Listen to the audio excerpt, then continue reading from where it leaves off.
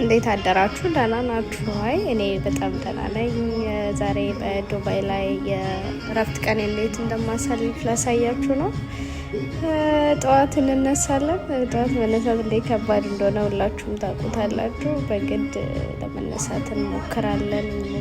ግዴታ እንደሆነ ስናቅ እንግዲህ እንነሳለን። ግዴታችን ነው። ተነስተን እንግዲህ ለመነቃቃት እንሞክራለን። እየሞከርን ነው ለመነቃቃት። ከዛ በኋላ እስቲ ብርሃን አይተን ተነቀን ብለን መስኮት ምናምን እንከፍታለን። ብርሃን አይተን እንነቃለን። ለመንቃት እንሞክራለን። ከዛ ብርሃኑን አየን፣ መስኮታችንን ከፈትን።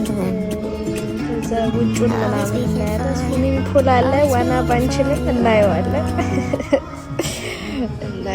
አይተነው እንመለሳለን። ከዛ ፊታችንን እንታጠባለን። እየታጠብን የምንበላውን ነገር የምንሰራውን ነገር እናስባለን።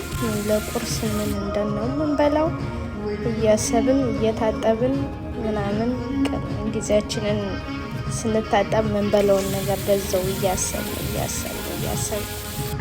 መሄድና እንግዲህ መስራት እንጀምራለን። እዚህ ላይ ሙያችንን እንግዲህ ይጣፍጥም ባይጣፍጥም እናየዋለን። እዚህ ጋር ይጣፍጥም ባይጣፍጥም እንሰራዋለን። እንግዲህ ይጣፍጣል፣ ሲረብስ የሚበላ ይጣፍጣል።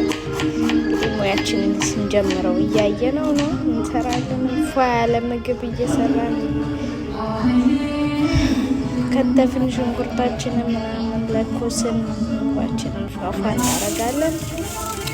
ፏፏ እያደረግን ቀጣይ የማይቀረው ነገር ምንድን ነው?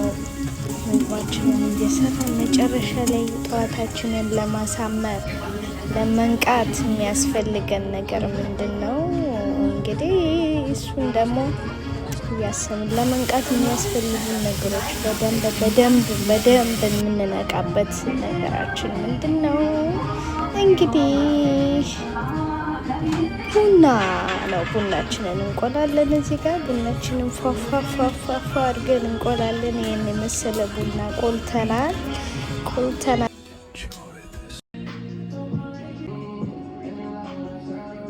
ጭሳችንን እያጫጫስን ቡናችንን እንቀዳለን። ቀናችንን ለማሳመር ፏርግን ሙዚቃችንን እያዳመጥን ጭሳችንን ጨስ እያደረግን ቡናችንን እየቀዳን እየጠጣን ቀናችንን ብሩህ እያደረግን እንውላለን። እንግዲህ የሳምንቱን ውሏችንን የስራ ድካማችንን በዚህ መልኩ እናሳልፋለን።